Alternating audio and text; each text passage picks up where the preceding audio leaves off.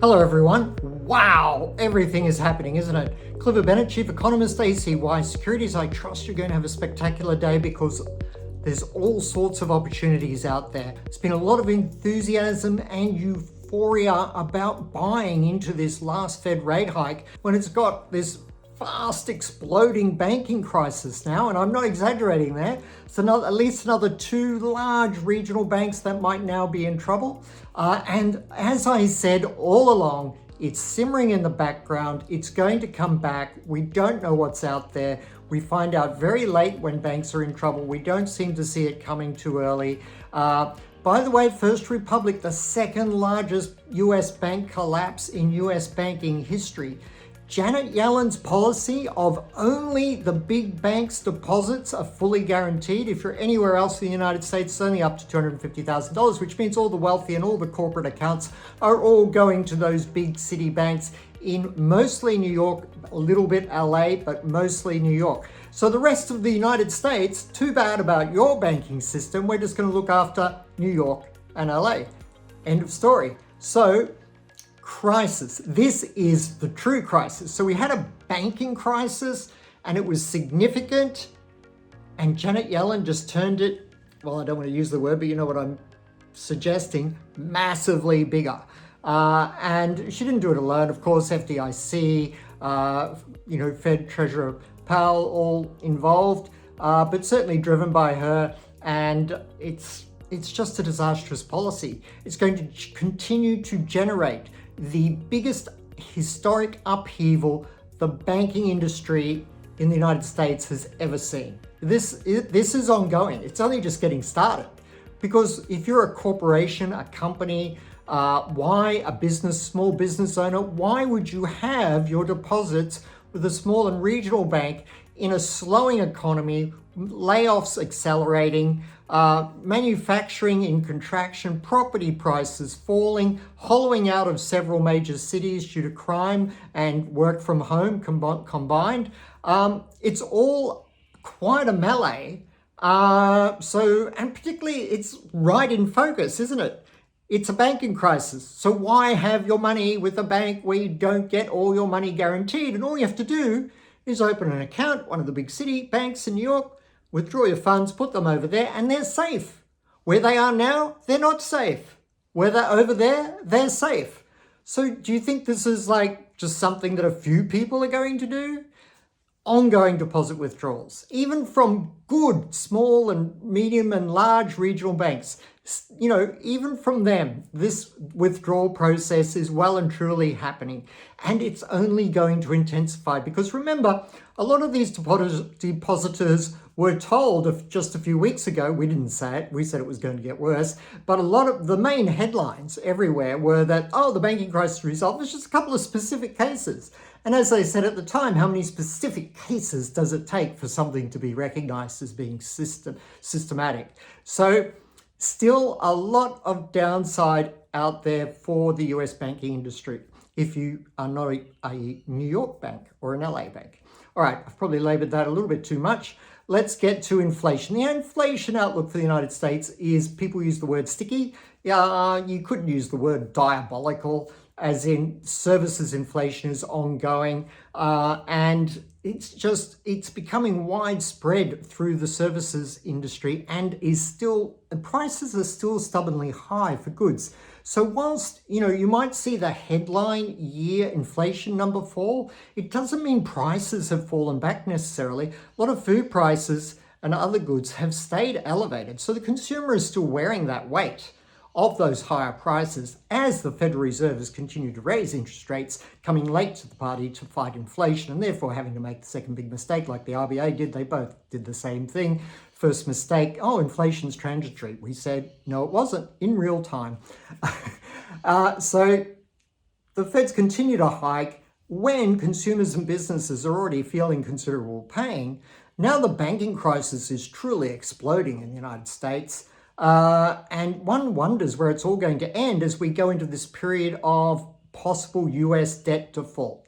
Now, I think it's possible the US will avoid debt default. They've done it many times before. A really worrying sign, though, is that the Democrats are actually now trying to come up with an administrative process to circumnavigate the whole debate of the debt ceiling, to just keep things going. Now, that tells us just how polarized these two major parties are on this issue, and that the likelihood of them coming to an agreement is very small indeed. And this is again another added stress for the US economic outlook and for the US dollar and for US stocks. And we all know property prices are still falling in the United States. So not a happy sort of, bag of beans, the United States at the moment. I've never used that expression before. I'm not sure where it came from, but it seems to work. I think be very cautious about all US asset classes at this time. The market wants to party on the last Fed rate hike idea, but Fed rates may stay where they are for the next 18 months or be a little bit higher, not a cutting of rates. The other worrying thing at the moment is the President and the Treasury Secretary keep talking about how strong the US economy is and a beacon to the rest of the world. Obviously, they don't know what's happening in the rest of the world. So that it's not that, it's disturbing that they're saying that sort of stuff. But what's even more disturbing, like disturbing squared, is that I actually think they believe it. And then so you go disturbed to a power of 10 when you realize that this means there's no policy adjustments, changes, great new breakthrough ideas coming from the administration to rescue a declining economy. In other words, the US economy can just slip into free fall and everyone will still be walking around going, it's the strongest economy in the world. The detachment from reality is breathtaking. So I think that's going to show up in the equity market. The only reason the equity market's really high is false beliefs about rate cuts and that somehow the only thing that determines stock values is rate hikes, hikes. But if the Fed pauses, if this is the last Fed rate hike, inflation's still very high. The only reason it's going to be the last Fed rate hike is because the Fed is now very, very worried about the momentum to the downside that's building in the US economy. And that is not a good reason to buy stocks.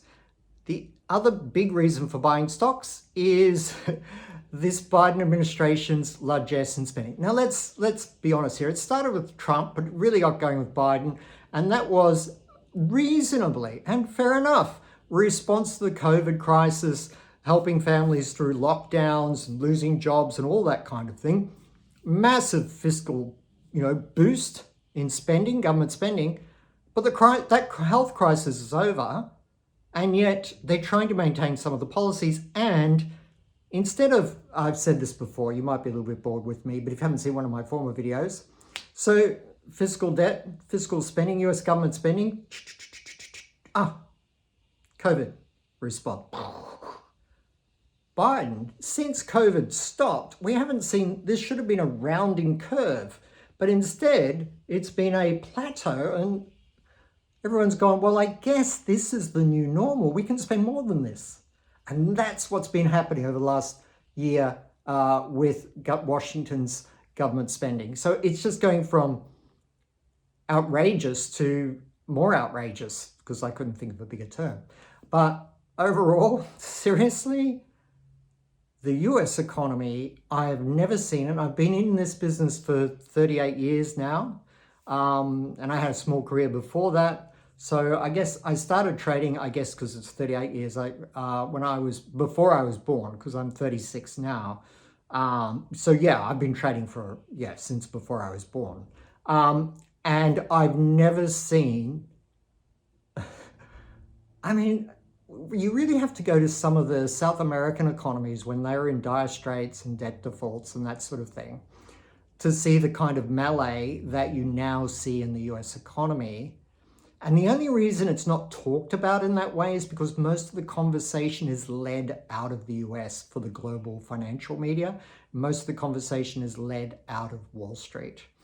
Wall Street thinks it drives the US economy. No, it doesn't. Main Street, real companies, real working people drive the US economy, and they know more about what's going on now than most of the Wall Street commentaries. They think that the US is the center of the global economy still, the beacon to the rest of the world. The rest of the world's caught up and is passing the United States in a whole lot of criteria, which I won't go into now, social and economic. So there's this conversation that generates every day in the global financial media, but it emanates from those kinds of perspectives, and it's not objective. So we get the opportunity to be outside, have a look, see the forest for the trees, and recognize, okay, your jobs data looks firm, but there's over 2 million people who didn't come back from COVID, which isn't reflected in that jobs data. And everything else is falling apart. And you think it's all strong, and you've just created a policy to ensure that there's an even worse banking crisis, and inflation is staying high. This is what's going on in the United States, but this isn't getting the headlines it deserves.